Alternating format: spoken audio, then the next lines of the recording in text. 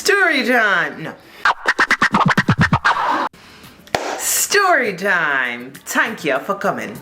So some time ago, I was a young grasshopper working in the emergency department as a nurse. And I was just finishing up seeing these patients that were coming in for very primary care issues. And when I say primary care issues, I mean that there are a lot of people in America who do not have access to insurance, who do not have access to a primary care physician, a doctor that they see on a regular basis for things like a cold, a cough, a rash, a fever. So they come to the emergency department for a stomach ache. And we tell them you have the flu. So my day, that day, was going very smoothly, very easy, smooth sailing, no issues, no like, call a code, nothing, okay? So then in this emergency department, they would announce overhead, team such and such. And so if you're on a certain team, they'll say, okay, you're the next person on this team to pick up the patient. And they try not to give you more than 3 or 4 patients. And if you have a critical patient, they don't give you any more other than that one. The rest of the team picks up the slack. That was the intention. That didn't always end up being the case, just so we're clear. So I ended up having to pick up that 4th patient because I couldn't for the life of me get rid of this other.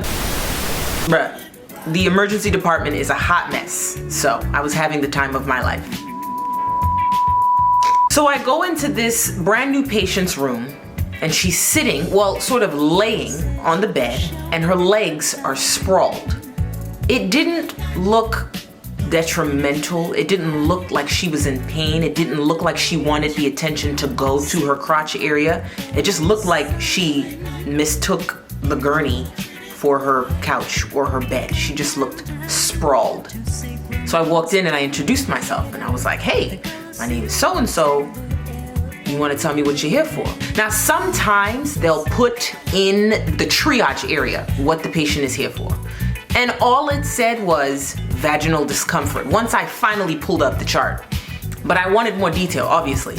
I need you to tell me, who your sex partners were, how long you've been having these symptoms. What does vaginal discomfort mean to you? So I asked her as much, and she said, I got a little taken away. I don't know what it is with these patients when they come in here with these really vague descriptions, but bruh, like, you gotta understand, like, I work in healthcare. We need the details. We're not looking forward to judging you. Like, I need you to give me information so I can figure out what's going on. What is that? So I was like, okay, what does taken away mean? Like, you need to tell me what happened. She said she was on Molly. And Molly makes her really horny. So she was experimenting with different ways to orgasm. And I was like, oh shit, this chick probably sprinkled some pepper on her shit. Like, I need some else. Hurry up! Hurry up! Just give it to me! Just give it to me! Just give it to me! Give it to... Oh my God, I'm gonna die. I need something else. I need something else. oh, hi there. Don't mind me. I'm just enjoying this new literary masterpiece titled Love Never Fails. That's everything. Yeah, so if you guys would like to join me in reading such a literary masterpiece, you should click the link right beneath this video. Anyways, enjoy the rest of the video.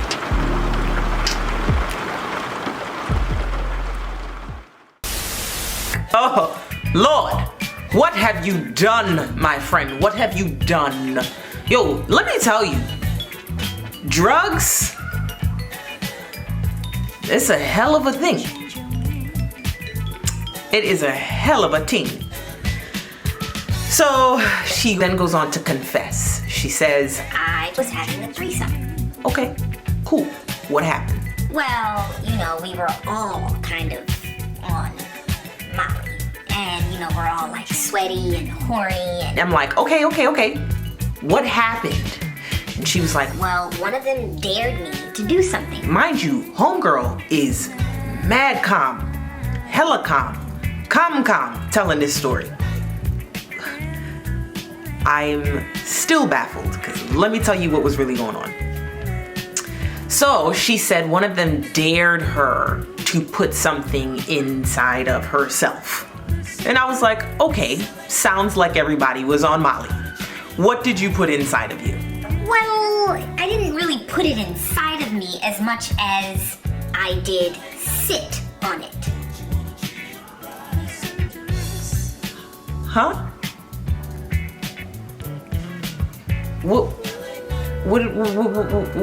What'd you sit on? And so she starts talking about the structure of her bed frame. So I said, okay, where on the bed frame did you sit? Shit.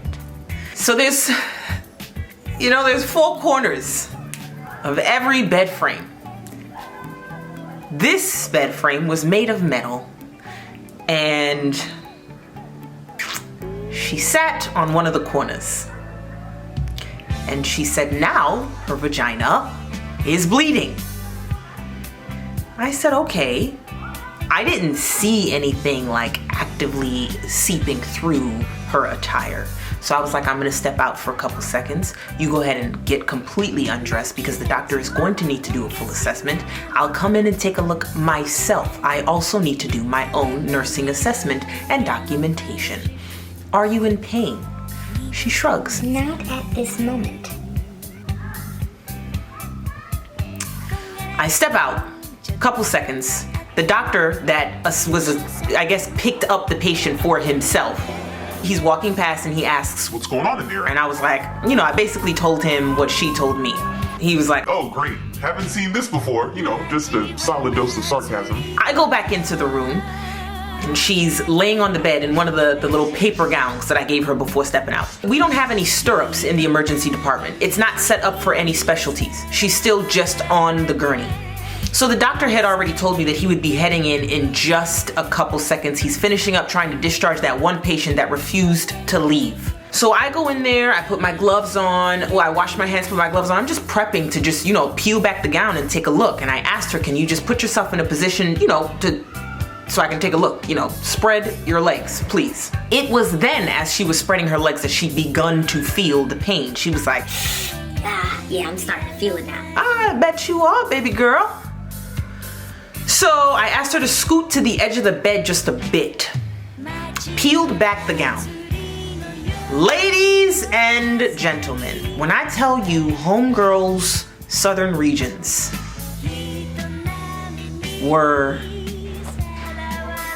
it looked like they were in multiple different regions, okay? Her labia was detached. It was hanging off. I was like, oh. She was like, That bad. what you mean? You don't know what's going on down here, bruh? So I'm walking over to start to pick up equipment. There's stuff in the room. I'm just setting it up for the doctor to come through. And the doctor walks in, and as soon as he walks in, my guy was like, What the absolutely horrible bedside manner, but y'all had to be there. Fast forward, the doctor ended up, it didn't even turn into like a surgical procedure. He ended up doing, or like a formal surgical procedure. It was a procedure. It was like a whole ass reconstructive situation going on down there. He basically explained to her like, We can do as much as we can to put you back together. Chances are high you will need surgery again. You need a tetanus shot because you've been impaled. Okay, something went through an area where there was no natural canal. Okay, you created a canal. Hence the reason why pieces of your southern regions are no longer attached.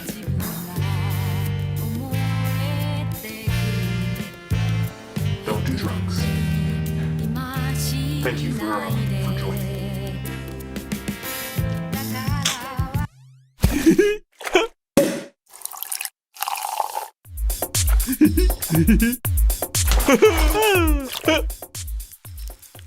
Ooh.